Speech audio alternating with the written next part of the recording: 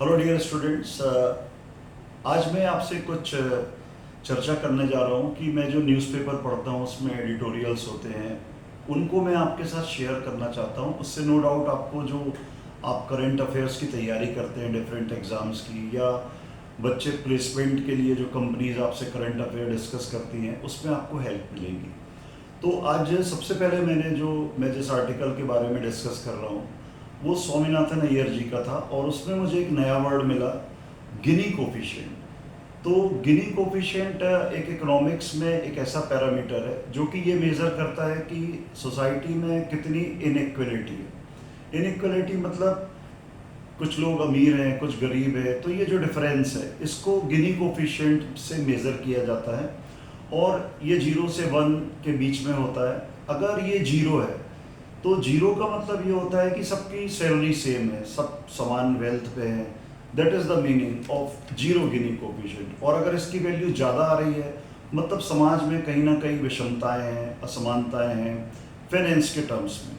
तो ये तो एक वर्ड हो गया गिनी कोफिशिएंट। दूसरा, आज का जो संडे में चेतन भगत जी का आर्टिकल था पूना इंसिडेंट के ऊपर, और उन्होंने बड़े अच्छे तरीके से बताया कि पेरेंटिंग में जो गलतियां हो रही हैं पेरेंट्स से, उस पर उन्होंने अपने विचार रखे। उसमें एक जो वर्ड मिला मुझे वो था एफ्लुएंजा पेरेंटिंग। तो ये बड़ा प्यारा वर्ड लगा, एफ्लुएंजा। एफ्लुएंजा मतलब एक तो वर्ड होता है एफ्लुएंट, मतलब रईस, संपन्न, रिच, और इन्फ्लुएंजा वो एक डिजीज होता है जो बहुत तेजी से फैलता है। तो उन्होंने उसको मिक्स करके उसका यूज़ किया है एफ्लुएंजा। तो एफ्लुएंजा उन्होंने एक व्यंग्यात्मक शब्द के रूप में यूज़ किया है, जिसका मतलब ये है कि पेरेंट्स, कई पेरेंट्स ये समझते हैं कि वो बहुत रिच हैं और पैसे की दम पे वो सोसाइटी में हर चीज़ खरीद सकते हैं। बट हमको भी पता है कि ऐसा होता नहीं है, आपको अपने बच्चों को समय देना पड़ेगा। और एक और उन्होंने बड़ा अच्छा यूज़ किया है कि strike balance, you should strike balance, या parents should strike balance between the empathy and consideration. Empathy और एक आप कह लीजिए बाउंड्री, इसके बीच में आपको बैलेंस लाना है। कि अगर जैसे बच्चा बोल रहा है कि मैं बहुत बोर हो रहा हूँ, तो एक तरीका ये होता है कि आप मोबाइल लो और खेल लो 1-2 घंटे, बोरियत हटा लो। लेकिन अब यहाँ पे आता है कि एम्पैथी तो आपको दिखाना है कि हाँ भाई आप बोर हो रहे हो, लेकिन वहाँ पे लिमिटेशन आ रही है कि बाउंड्री आ रही है जो आपको बैलेंस करना है। कि अब आप बाउंड्री सेट करेंगे कि भाई ठीक है तुम बोर हो रहे हो तो ये बुक रीड करो या मेरे साथ खेलो, प्ले करो आप। तो ये उन्होंने बड़ा अच्छे से समझाया है, और इसमें ये जो वर्ड है एफ्लुएंजा, मैं समझता हूँ आप बहुत अच्छे से समझ गए होंगे। तीसरा जो आर्टिकल मुझे बहुत अच्छा लगा वो पायल कपाड़िया जी के ऊपर था, जिनको लगभग 2 दशकों के बाद ये कांस अवार्ड, जिसमें स्पेशल कैटेगरी होती है ग्रैंड पिक्स अवार्ड, वो उनको उससे नवाजा गया है। और ये इंडिया के लिए बड़े गर्व की बात है। और उनकी जो मूवी जो उन्होंने डायरेक्ट की थी, all we imagine as light, ये मूवी का नाम था।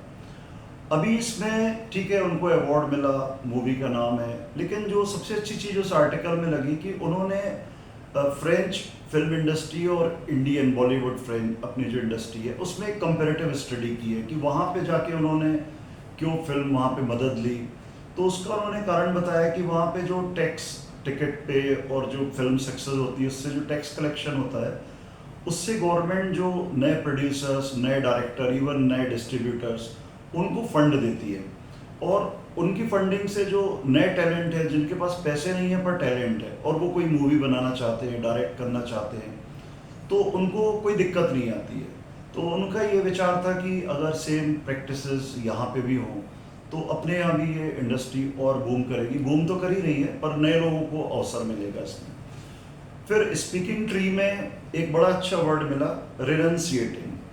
रिनंसिएटिंग, अब जैसे प्रोनाउंसिएशन अपन बोलते तो उसी से मिलता जुलता रिनंसिएटिंग, इसको आप याद करने के लिए कि भाई प्रोनाउंसिएशन वैसे ही रिनंसिएशन। तो रिनंसिएटिंग लाइफ स्टाइल का मतलब होता है कि जब आप त्याग करके एक प्रकार से अध्यात्म की ओर आप जाते हैं, कि ये जो मटेरियलिस्टिक वर्ल्ड है इसका आप त्याग करके और अपने इनर जर्नी की ओर आप आगे बढ़ते हैं, तो उस लाइफ स्टाइल को अपन कह सकते हैं रिनंसिएटिंग लाइफ स्टाइल।